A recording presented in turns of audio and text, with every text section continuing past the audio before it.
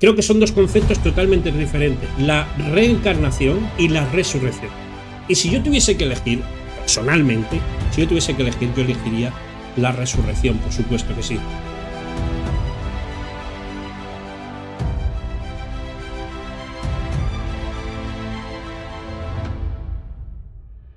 Y hoy les traigo un tema creo que interesante, aunque no vamos a dar aquí una cátedra de esto, pero sí vamos a dar algunas posturas y en la historia sobre este asunto. Vamos a hablar sobre la resurrección, qué es la resurrección o qué significa la resurrección, porque creo que hablando con algunas personas he visto que tienen no diferencian entre reencarnación y resurrección. Pero antes de nada, para aquellos que digan, a ver, ahora va a salir con texto bíblico Cristóbal para hablarnos de la resurrección, como si la resurrección fuese exclusivamente parte del cristianismo, pues no.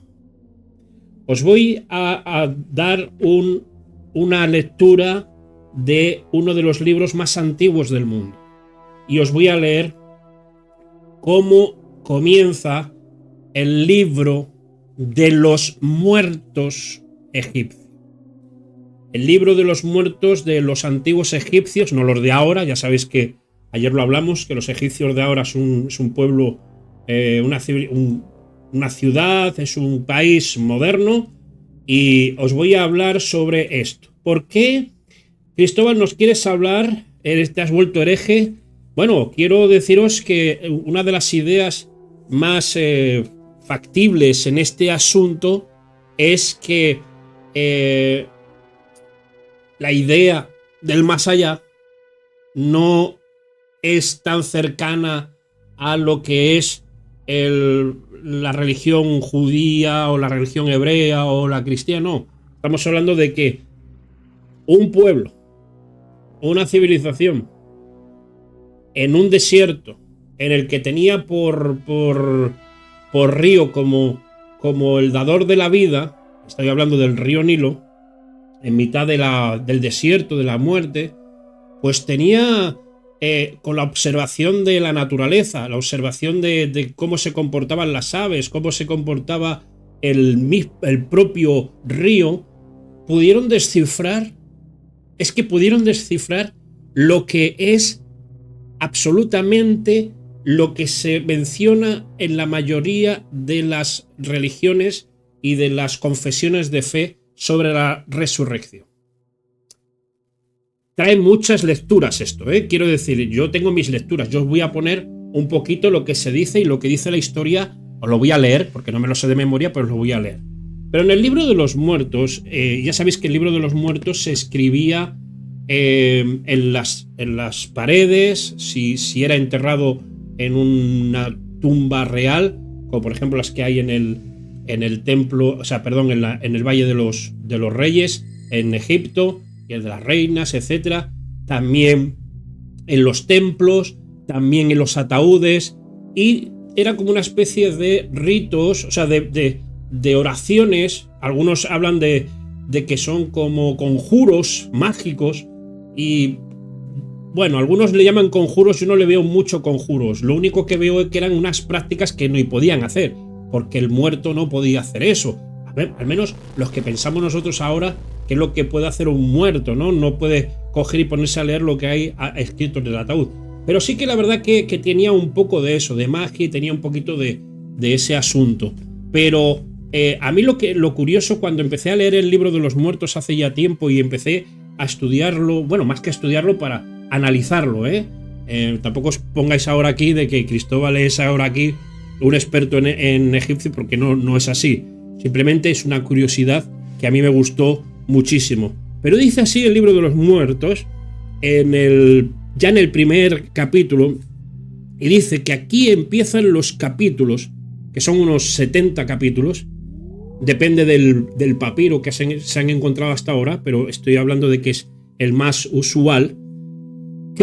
Esto es literal de lo que está traducido del libro de los muertos, lo que estoy leyendo. Aquí empiezan los capítulos que relatan la salida del alma hacia la plena luz del día, su resurrección en el espíritu en su entrada y en sus viajes en las regiones del más allá. He aquí las palabras que hay que pronunciar el día de la sepultura, en el momento en el que separada del cuerpo el alma penetra en el mundo del más allá. Salve, oh Osiris, toro de la Menti. He aquí que Tot, príncipe de la eternidad, habla por mi boca. En verdad, yo soy el gran Dios que acompaña en su navegación a la barca celeste.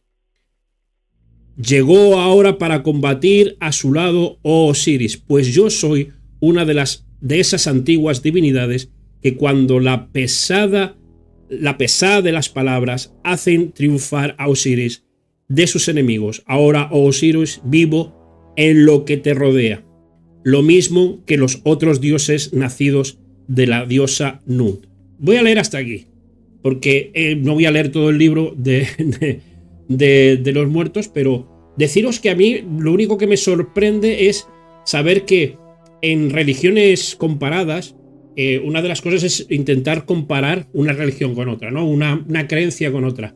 En este caso yo creo que ha sido la única creencia del más allá bien parecida con uno de los pilares más fundamentales sobre todo en las religiones judías y cristianas, que es la resurrección. La he encontrado en el libro de los muertos. Yo no lo he encontrado en otro sitio, simplemente en el libro de los muertos. Es más, para permanecer y ser parte del más allá y de disfrutar de sus beneficios, tenían que pasar una especie de juicio. Una especie de juicio en el que se pesaba tu corazón, se pesaban las obras que tú habías hecho. Y cuando yo veo eso y lo comparo con cómo se menciona el más allá y cómo va a ser el juicio en el contexto cristiano, me di cuenta de que es no similar, es idéntico. Y ahora, uno diría, Cristóbal, entonces estás diciendo, porque voy a poner palabras en lo que piensa la gente, estaréis diciendo, Cristóbal, ¿es cierto lo que estás diciendo de que los cristianos se copiaron de los egipcios? Yo no estoy diciendo eso. Yo estoy diciendo que parte de esa creencia, un lugar, un país que, ¿por qué prosperó Egipto? Bueno, ahí yo no me meto, pero prosperó tanto religiosamente como culturalmente, como imperio, porque estaba muy aislado. Era una zona muy aislada. Lo separaban varios desiertos. El único sitio donde tenían, hasta el día de hoy, que tienen una prosperidad es a las orillas del río Nilo. Porque ahí es donde el río Nilo pues traía sus frutos y sus tierras, etcétera, etcétera. Su abundancia en muchas cosas. Lo que estoy diciendo es que este pueblo antiguo observó, o al menos discernió, pudo captar quizás la esencia del más allá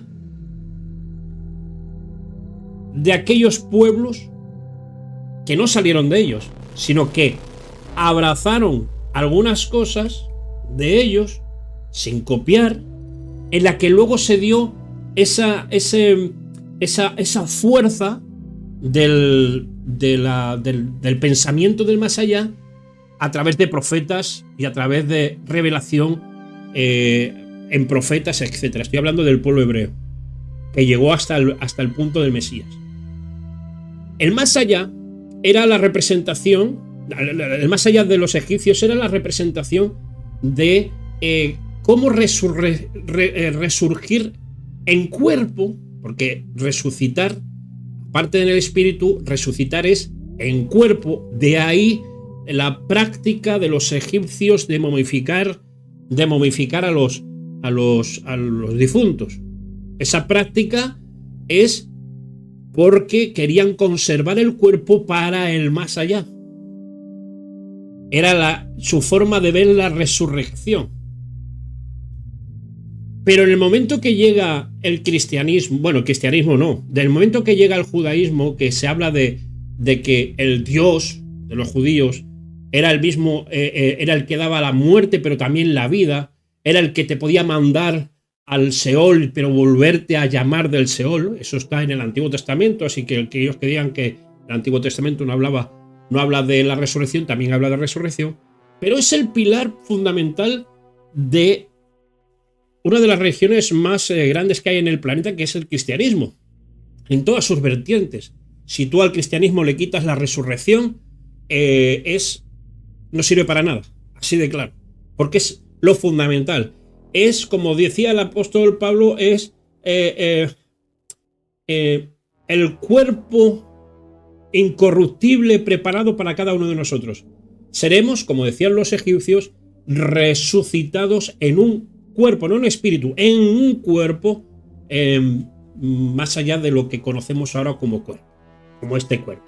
Sería un cuerpo, se menciona como glorificado, pero no es que te pongan alitas, no, sino sería un cuerpo como posiblemente el que menciona en los evangelios cuando Jesús, después de muerto y después de la resurrección, se le aparece a más de 500 personas en un periodo de unos 40 días. Para mí esto me parece estupendo, pero ¿qué dice?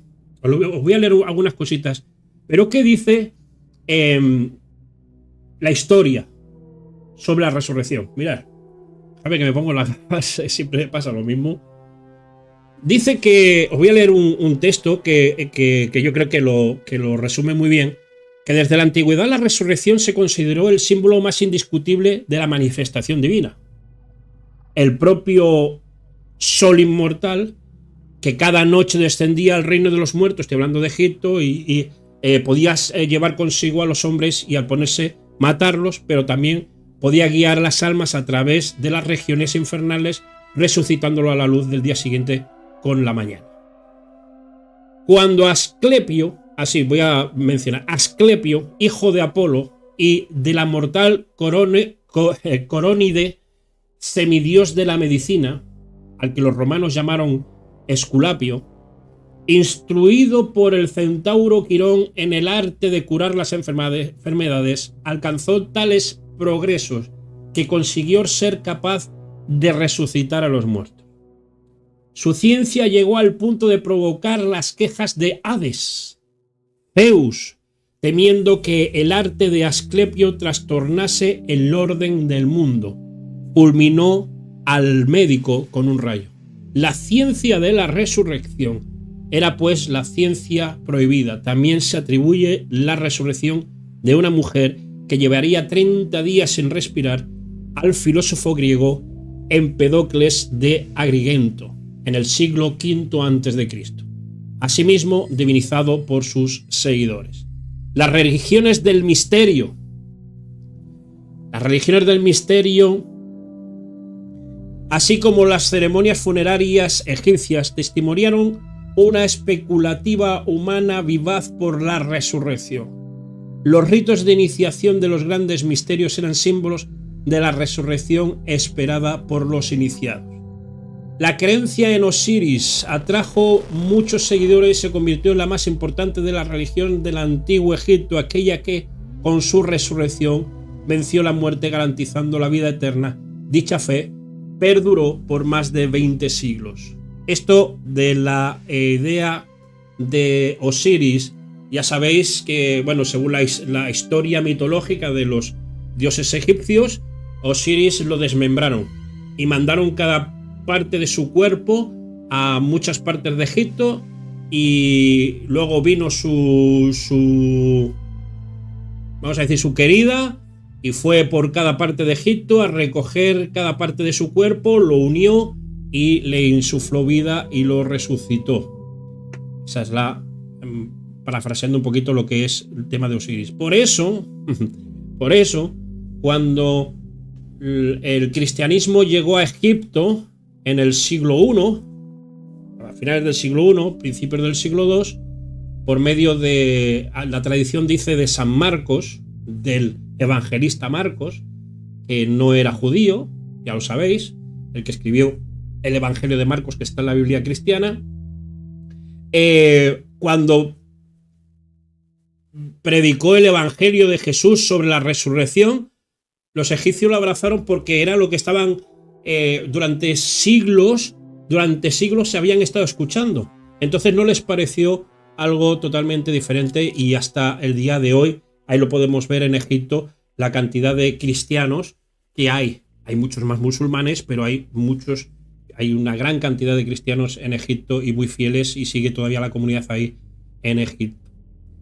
Bueno, el concepto de la resurrección en la Biblia se basa en la idea de que la divinidad crea humanos híbridos.